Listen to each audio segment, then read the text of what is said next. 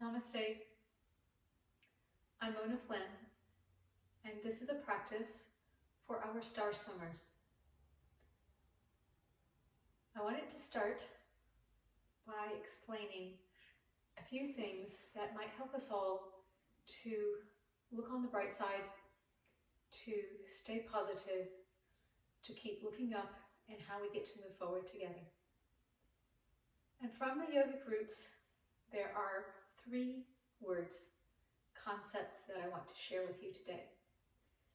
Number 1 is called Sukha, S-U-K-H-A. I am sitting in happy or easy pose, and it is called Sukhasana. And the level of happiness that comes from that very simple word Sukha is an everyday kind of happiness that comes from simple things like eating your favorite snack, or hanging out with your friends, or getting a great grade on something you've worked hard at, noticing something simple that gives you momentary pleasure. What is a little bit deeper than that is santosha. Santosha really means that contentment, that recognition that we have everything that we need, even in the face of something that arises, that frustrates us, that we see initially as a setback. And the contentment comes from looking at things that we have that really are the foundation of what we need, like food on our table, and a roof over our heads, and a warm bed at night, and clothes. These are the things that have a little bit more substance to them, that help us on a deeper level being happy. It comes from being content, recognizing that we have what we need. And then there is always something deeper that is part of our practice. Just like anything that we want to cultivate and have progress with, it is a practice, and that is mudita, M-U-D-I-T-A. So mudita has us come back to the foundation of gratitude, that there is an underlying reason for why it is that we have all of what makes us content and all of what that we really need. And it is from that deeper return to gratitude that helps us recognize that everything is going to be okay. That we have what it takes in this world to rise up and move forward and keep using our inner strength that is connected to our spiritual practice. And that everything is going to be okay. So practicing movement helps you get rid of some of the frustration. It helps us with the contentment. It makes what is the first level, the things that make you happy just in a smaller way, it makes them a little bit more flavorful. But it keeps returning us to the deeper practice. So in our movement practice, if we include what keeps us strong in our core muscles, not just our abdominal wall, but all the muscles in the middle part of our body that just kind of hold us well up against gravity, then we feel as if we are stronger in our physical foundation. So that's what we're going to do today. I want you to clear some space, make sure you have room for your practice, and start with your hands at your heart, sitting in this easy, happy pose, Sukhasana. But sit at your tallest spine. Take a deep breath. Recognize that you take up space in this world because it is important that you are here. We need each other. And remembering slow, deep breathing, send your arms wide. Try to be expansive. Reach. Turn the palms up, send the arms high. Turn your palms back. Invite your shoulders to open. Let one hand catch hold the other at the wrist. Lean to the side just a little bit. Help the rib cage expand.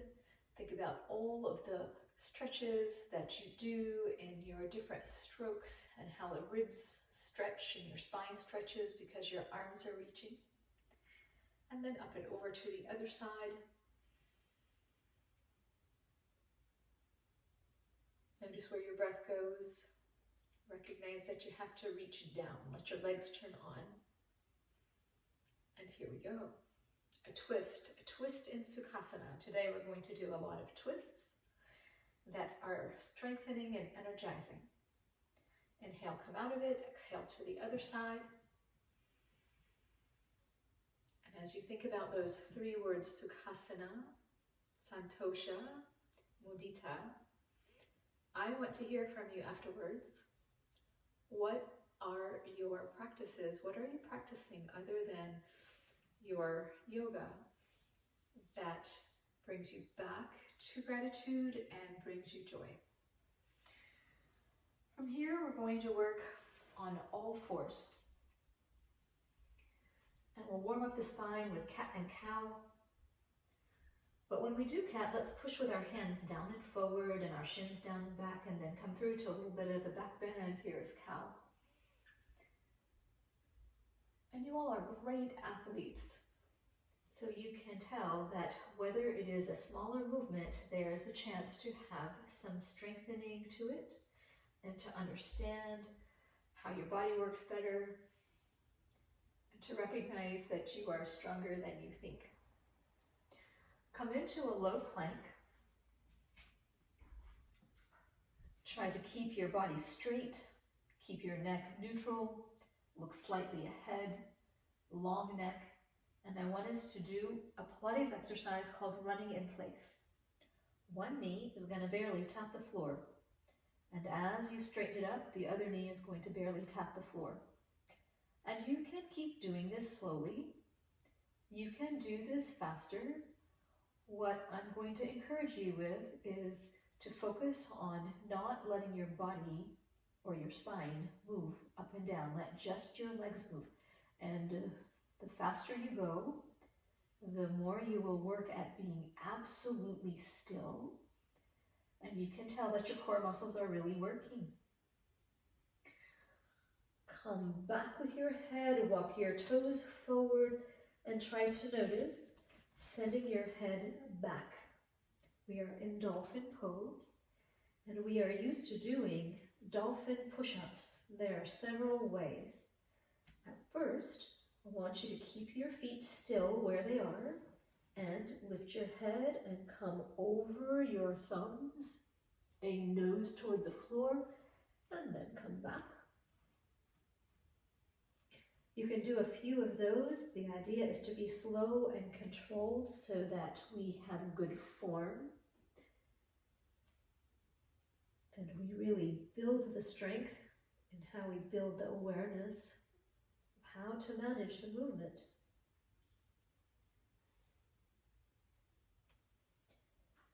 We can feel the foundation of our body.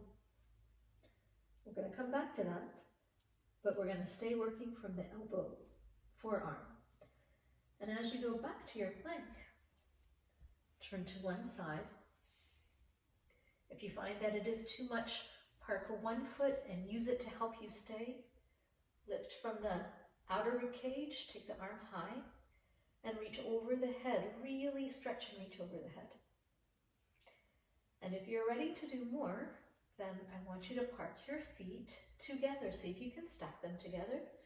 Keep lifting from here, from the side ribs. And then, as we were, reaching over the head. This is a lot of work. Good job. Come around and down. Come back into your dolphin. Turn your palms up. Walk your feet in. And bring your head toward your palms. Lift your head away from your palms. Try that yet again. And the idea is to strengthen the shoulder muscles and keep the elbows out of the ears. So now, you can simply do that side plank from the other side. I'm going to turn to the side.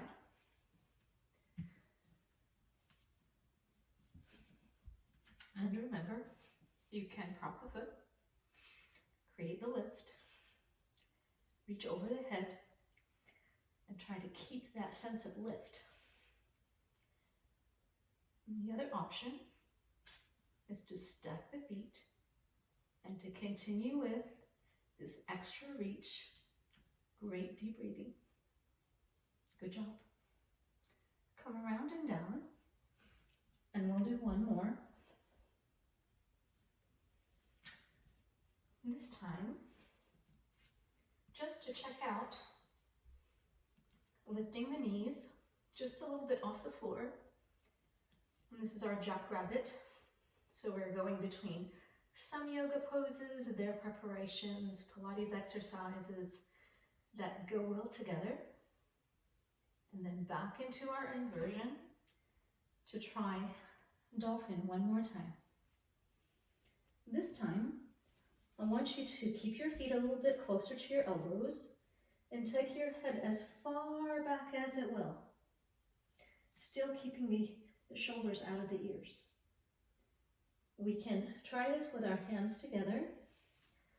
We can try this with the palms down and the arms parallel to each other. It's a little bit more work. Don't force anything. Notice where you have great flexibility. Notice where you are strong. And try to stay for just a little while. That is how we build strength. So notice I'm trying not to sink. I'm trying to stay really far back and open. All right. So now, sitting in hero pose. Sitting on your heels. And if that is too much on your knees, then you can take a blanket or a block or some books and sit a little bit higher.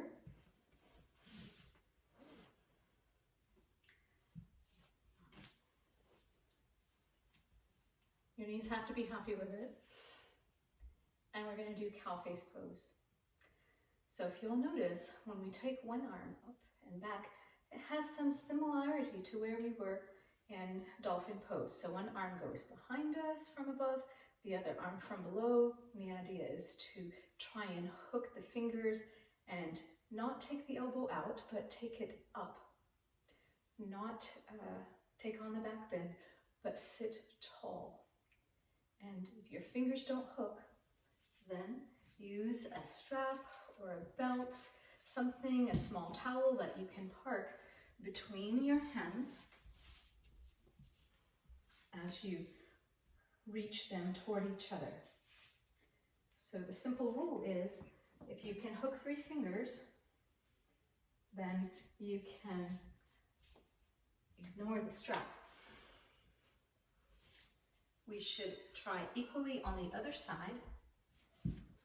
The other arm up. The elbow that reaches up really helps the arm from below. We want to sit at our tallest spine. Stay engaged in our core. That means turn your lower abdominal muscles on. And then I want you to think in all of the poses that we practice, connect them to the different strokes that you practice.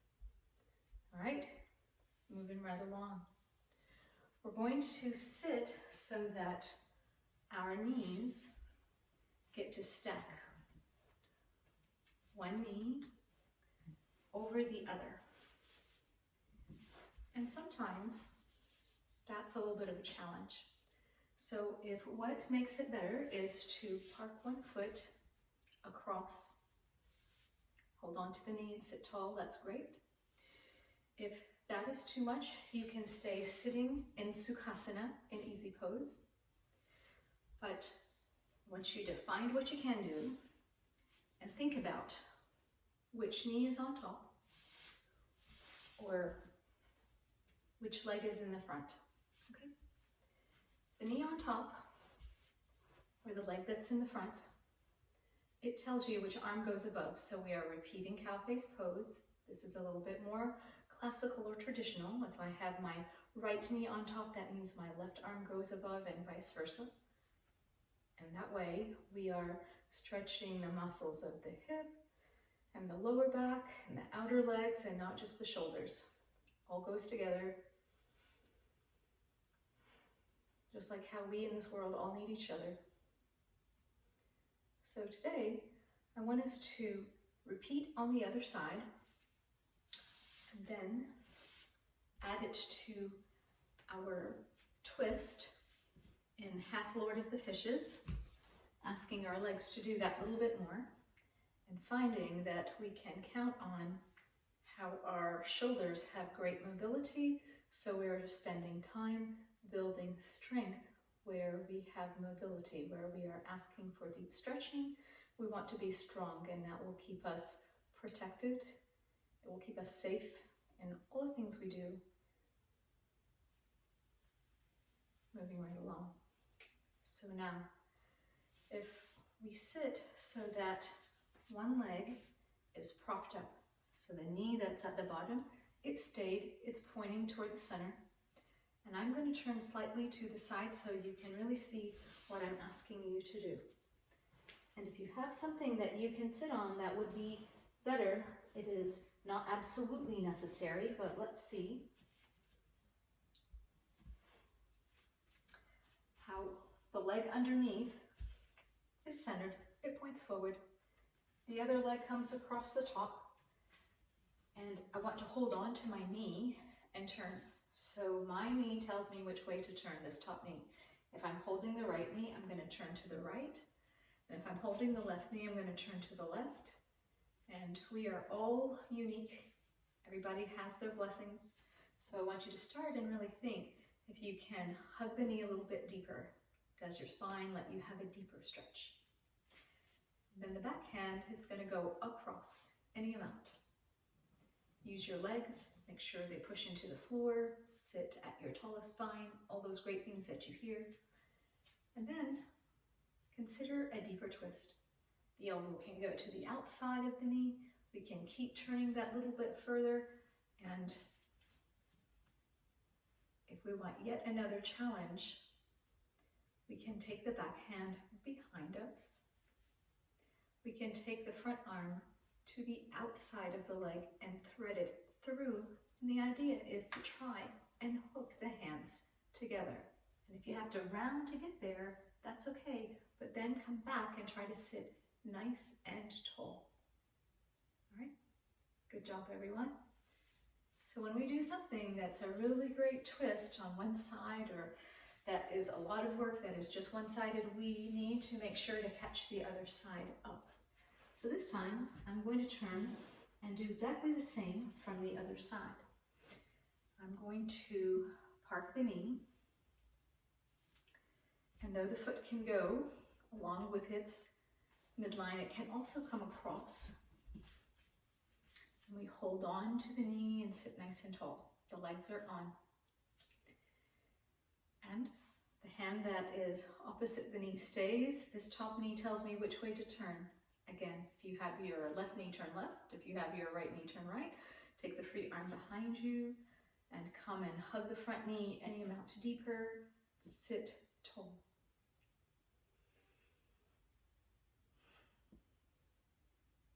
And once you are in a pose for just a little bit, the idea is to build the time to keep recognizing what you're asking for, where you're working from, not to be in a hurry.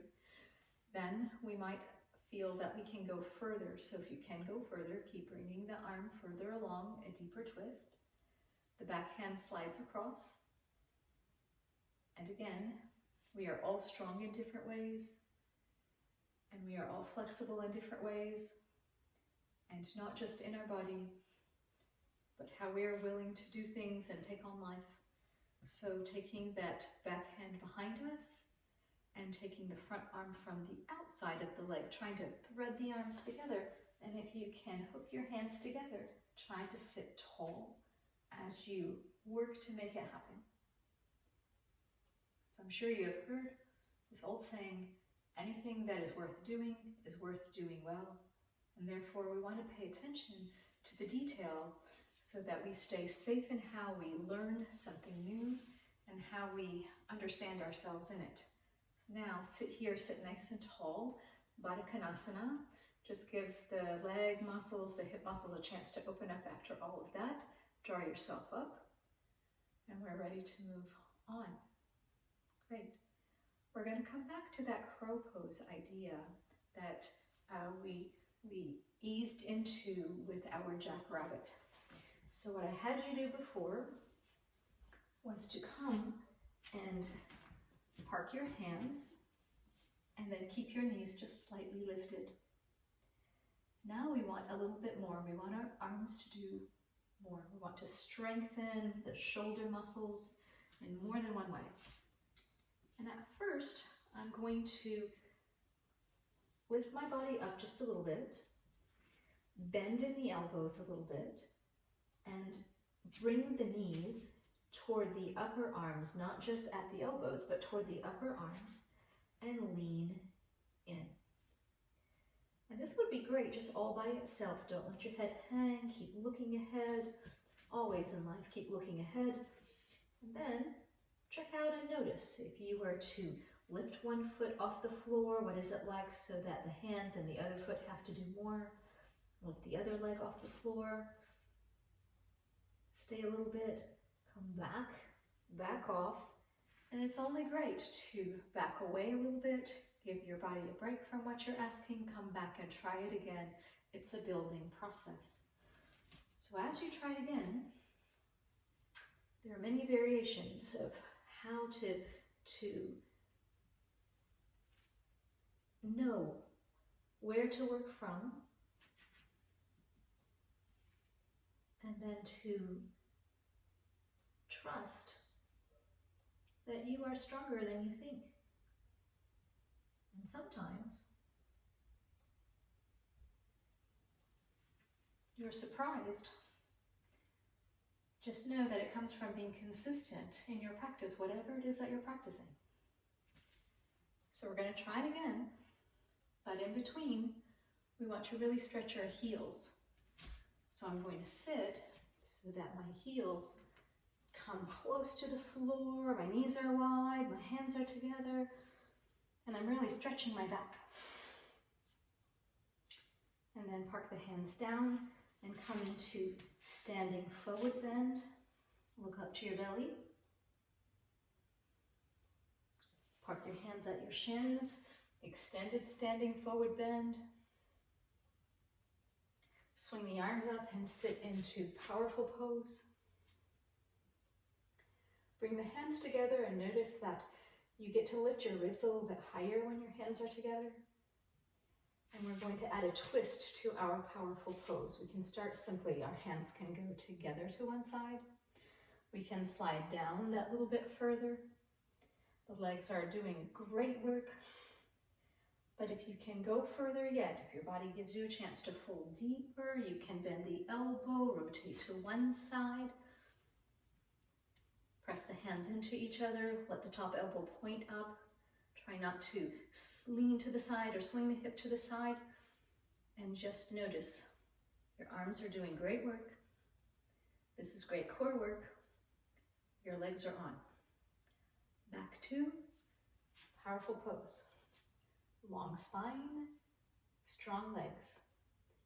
And you want to do all of that on the other side. So I'll turn this way. You can park your hands together. You can slide down that little bit further. Everyone will get to their own place. But remember that you're trying not to lean to the side, you're trying to stay centered. Turn and look to where you're going. Keep the legs strong. And come back to powerful pose. We want to continue with deep twists, core work, and we'll do some standing work and return to some of what we were doing at the floor. So I want you to step the feet wide, turn one foot out, take the arms wide, and we will start with triangle pose, lengthening to get there, parking the hand at the shin, taking the other arm tall, and trying to be really long where we are already long. So the arms want to reach actively. Then bending in the front knee and parking the elbow at the knee to do side angle pose.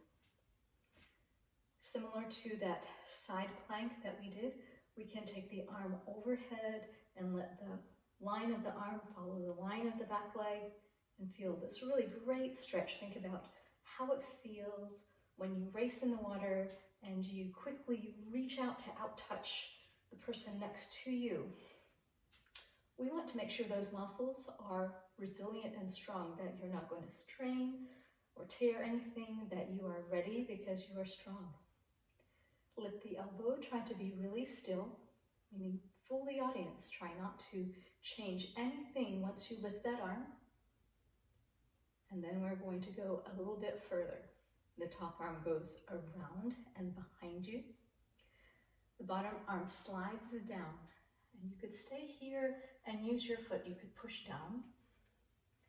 You could keep turning the ribcage toward the ceiling and just noticing how there's a lot of work going on in your body, how the arm presses against the leg, and we get to keep turning. But similar to what happened in cow face pose when we hook the hands, we can take the bottom arm, and it starts from the inside. It goes through and back behind. We want to hook the hands and not stay down here, but to open up. So we have great challenges when we get to practice together that come from this place. And it all starts with the practice to really know this pose well. Come back into Warrior Two. We're trying to keep our legs on so they get continued challenge.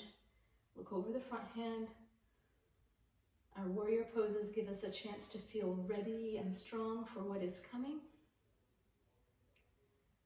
And then to come back, walk the feet together, give your body a break. Let's do all of that on the other side. So this time, I'm going to come this way. And your feet are wide. The front foot is turned out, the back foot is turned in. And when you come down into your triangle pose, you're going to rest the front hand at the shin and turn and look up. Turn and look up. Keep the legs strong, keep lifting. And when you are ready to bend in the front knee and take on side angle pose, the top arm is going to reach over the head. So now that everybody has the hang of what they are doing, I'll come this way. And side angle pose needs us to reach well over to create this long line. We can continue to use the arm below us to press and turn and find the challenges. And one of those challenges is to be still while we have this great work. To appreciate that we can, that we are strong. Lifting the bottom elbow comes next. And trying to be absolutely still, so it's just the movement of the arm that lifted. And then back to that greater, deeper work. The top arm goes behind.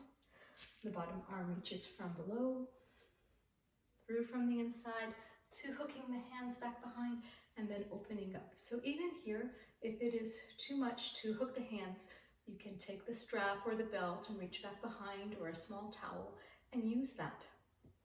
And there will be continued progress, and you'll surprise yourself constantly. As you come up, take a deep breath, stay in Warrior Two. Think about how this makes you feel ready to take on whatever is coming next. And you all are star swimmers, so you're going to shine. From here, turn the feet so that they are parallel to each other. And we're going to come and practice pyramid pose, and we're going to add a twist. So at first, I want to come down and park my hands at the floor and fold. The legs stay straight, the feet are nice and wide, and there's a little tiny turnout in the feet, not too much. But the idea here is to keep one hand centered and to take the other arm out to the side and around and up, and turn and look to the arm that's going up. Try to be long in your neck. Make sure the bottom hand does more to help you turn the ribcage, and then come around and down. Inhale to do the other side, and I'll go this way now. So you'll lift the arm and turn and look up and recognize the hand below, it tugs and it helps you continue to turn the rib cage. And then you can connect how the arm above is responding to the stretch of the leg, or is that the leg is being affected by the turn and the twist and the reach of the arm above. All right, great job everyone. Walk your feet in. And now we're going to go the other way. We're going to have revolved triangle and revolved side angle pose. And we'll start with one leg forward, one leg back. And while we're here and we're starting with one leg forward and one leg back, and we're going to get those revolved poses done, we also get to do warrior one. So lift the arms, lift the ribs, bring the hands together, and slide on over to the outer knee. Slide down any amount. Similar to what we did in that revolved powerful pose, we can go further possibly, bend in the elbow, press the hands together, turn the rib cage, and have a deeper twist. And if that's too much, you can stay here and you work the arms into the leg. And again, everybody gets to their own place. Every day is different. Nonetheless, our actions are the same. We get to stay strong together.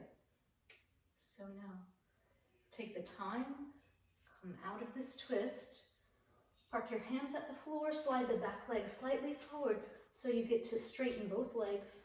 You're not walking the tightrope.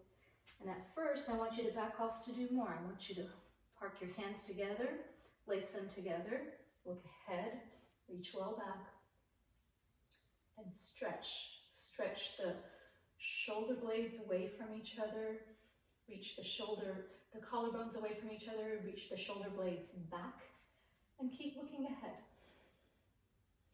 When you're ready for more, come and fold. Stay long in your spine. And just notice how the arms could go further away from your back body, that you can aim your nose to your knee, and that your legs have to be strong. And as you're ready to move on, bend in the front knee, take the arms ahead, return to your warrior one. Notice how it's a whole lot easier now. And perhaps you can keep lifting the ribs, and perhaps your back bend can be just that little bit further. So all the ways that our spine will move, and let us enjoy freedom of movement. Something else to be grateful for. Swing the arms down and back.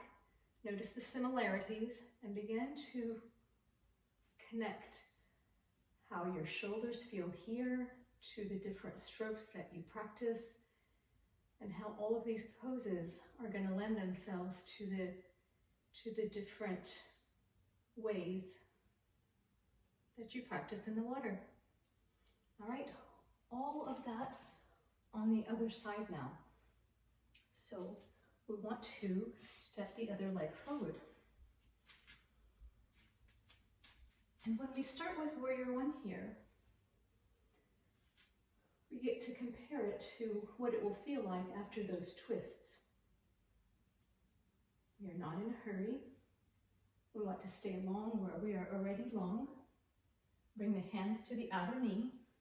Slide down any amount and resist.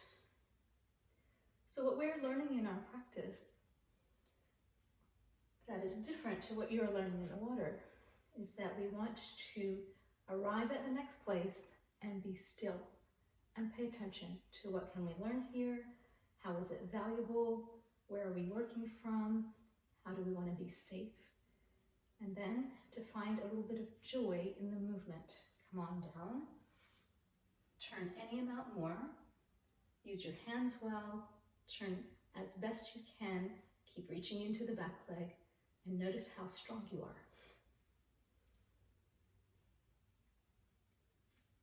one more breath. And then bringing the hands toward the floor. Straighten the front leg. Slide the back leg forward just enough so you can straighten both legs. Take the arms behind you, come halfway up. Make any adjustments you need, and think about how your arms are away from your back body. And then keep on coming. Come on down. The further you go down, the higher the arms go. One side is different, and you might be able to make it this time a little bit closer, nose toward the knee.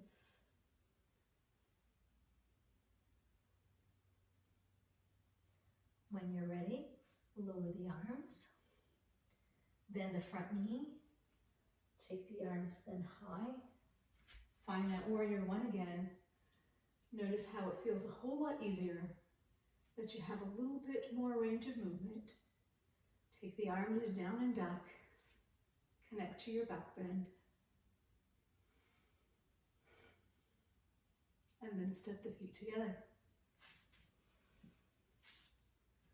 So there are some poses that we keep coming back to over and over again. And it's not just that we get to know ourselves better, but that we get to have a deeper experience. We get to stay a little longer. We get to go a little bit further, and we get to feel our strength. So now, we want to return to our plank work. We want to return to the core work that we can do from the floor today, and that's going to include a twist in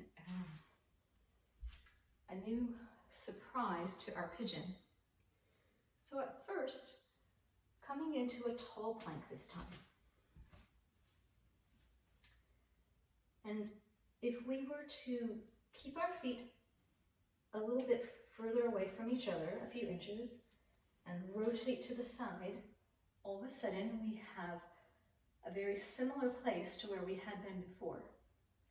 Today, I want to encourage you to put tree pose into your plank, and that means the top leg gets to come and be here. And still, we don't want to sink. We want to keep that sense of lift, and then slowly to return around and down. While you are in plank, this tall plank, we're going to lift one leg, and we're going to rock our body weight slightly forward and pull with the toes back. We're trying to be absolutely still in the body, so we get to come and go because of what the toes and the ankles do, and a little bit of that lean into the wrist.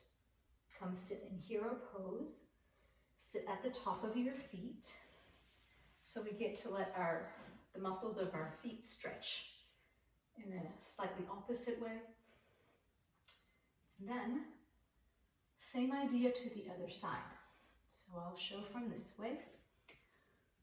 Coming to a tall plank, feet a little bit wide, rotating to one side, lifting the other arm, looking up, trying to add that top leg in that turned out position so we have a little bit of tree pose in our side plank, and then return to that hero pose. So we talk a lot about how our ankles and our feet need to be strong in yoga, so we can stay a little longer in our standing practice, we can manage better in the way we build balancing poses, but in your swim practice, when you kick, and the greater power comes from the strength of the leg and the hip socket, how it's connected, what is a little extra in your favor is when your ankles and your feet are really strong. So they, like with your fins, will really push and propel you through the water, and you'll have a greater edge in your speed when your feet and ankles are really strong as well. All right, let's move along. Pigeon. I'm going to use a blanket. Sometimes we roll up a yoga mat and we use that instead, just so we have something underneath us. You can get a big beach towel, you can get your favorite pool towel and roll it up. And at first, come and sit on it. So I'm going to go sideways at first, just so that I can show you where we're going to aim. So we can sit just right here. And at first, we're going to take one leg back. And notice if we need to sit a little bit higher. And recognize that the leg in front is aiming to be so that the shin runs across, we say perpendicular to the body, and the leg behind is aiming to be straight. And if it's not the end of the world. It's okay if the back leg is turned out just a little bit, it's okay. But now I want us to come forward just a little bit. And the idea is not to sink or rest or collapse, but to let the hands push and to ease into sitting up taller. Eventually, we want to be able to bend in the back knee and reach behind us and catch that foot, so that our back muscles need to be stronger here, and we can connect to how this feels like the workload that happens when we swim breaststroke, when we swim butterfly, when we swim backstroke even. All right, so now we're going to turn to the side and have a similar rotation that we've done now twice, but using the elbow against the foot. We can make it simple at first. I want to walk over to my foot, so I came across, and already there's a deeper stretch for the hip. I can come down in the elbow, and it is a deeper stretch. Or I can keep coming further and park my elbow at my foot, take the hand to the other, and try to turn any amount more. So the rib cage and the back muscles, they get to tell you they're participating too. Wonderful. And then slowly come out. Same idea, other side. I'm going to go this way. You could simply come into your downward facing dog and use that to take the other leg forward. And so this time I'll go this way. So the switching of the legs. You can come and sit nice and tall. Prop up at first, ease in. Think about how you're reaching into the back leg, trying to take it well back behind you. Think about how the front leg is turned out. And then come and sit taller, so your back muscles have a chance to react and to show you that they are strong too. Good job. So now we're going to walk on over. Each side is different. And we have to respect that, right? So we can walk on over and say, okay, this is enough for today. Listen to your body. Or I can try coming to the elbows just to see that little bit more. Or I can park the elbow at the inside of the foot, at the sole of the foot, and come bring the hands together and turn. And what you'll find is that each side of your body, your spine, your shoulders, your rib cage, each hip, each side is a little bit different. So while you are getting that second side done, here's where we all are together, and this side is different. And then inhale and come on up. Very nice. Return and sit in Sukhasana in that easy pose. It should feel even easier now. So I want us to try stacking one ankle over the other, the opposite knee. So while I sit with this little bit of height still, I can bring ankle to the knee, knee to the ankle. And that takes advantage of what we just did in pigeon and works those muscles a little bit more. No matter what, we want to keep moving. We want to move a little bit every day and stay ready for how we get to continue taking on life. As each side is different, I can tell that maybe I need to stay longer on a side. Those are some of the things we learn in our practice. All right. Half boat pose to boat pose. Let's go there. You can open up your towel or your blanket. If you have a great yoga mat, you might not need that, meaning that the surface underneath you needs to be kind on your spine.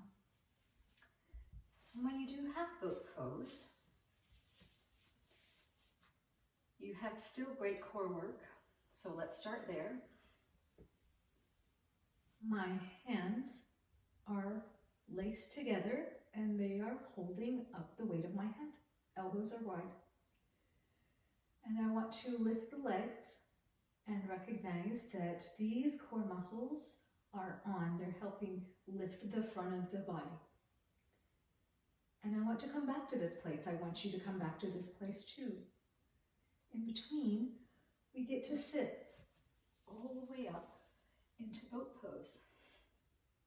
And then return to a smaller version of that, half boat pose. Let's try that again. I want to come slow and controlled and lift up. And one more time. So the neck doesn't get tired, the head rests in the arms get to help do the work. And then here we go.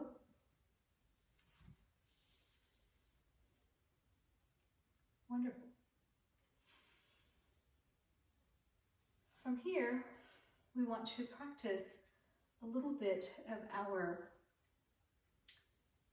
peacock pose, this being near a wall, so that we can kick up from that dolphin position, whether or not we make it up. So if you happen to not be near a wall, I want you to return only to dolphin. And because I know that you all are very strong, be careful to not overdo. And one leg goes high, and then 3 small hops. Hop.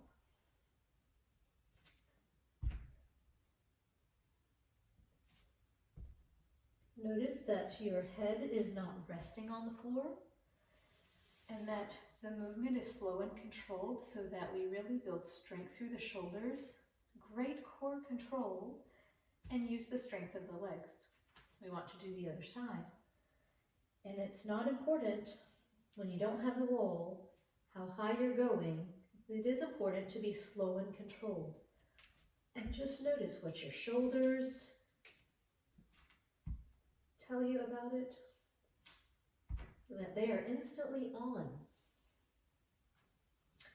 If you happen to have a wall, same idea, same setup. You're going to turn to the side and make sure you're a few inches away from the wall, and then recognize that it doesn't take as much work to actually kick up, and that the wall is your safety net, but as soon as you get there, you want to lift your head and look at your thumbs and have that back bend that our standing practice got us ready for. So,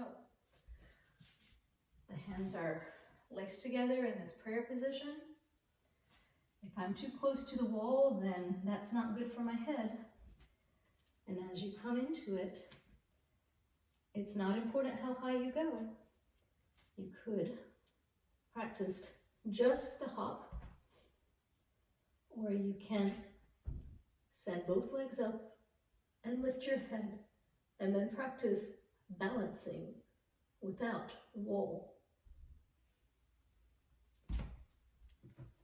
Regardless, enjoy it. The whole point is to enjoy movement and realize that we are not meant to be still, that it helps us get rid of frustration It helps us feel stronger and more ready for life. And it takes us past sukha, that ease, that everyday kind of happiness that comes from the smaller things, to santosha, which is contentment,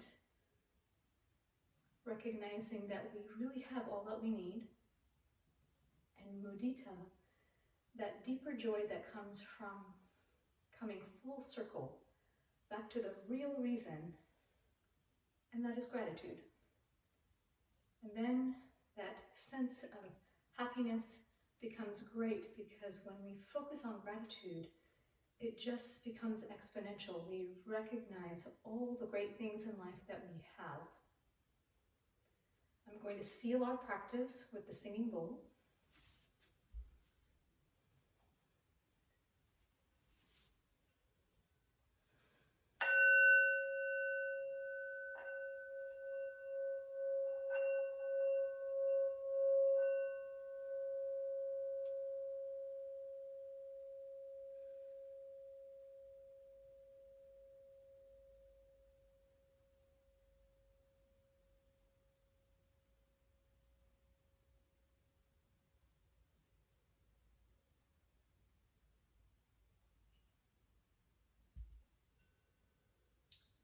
Namaste.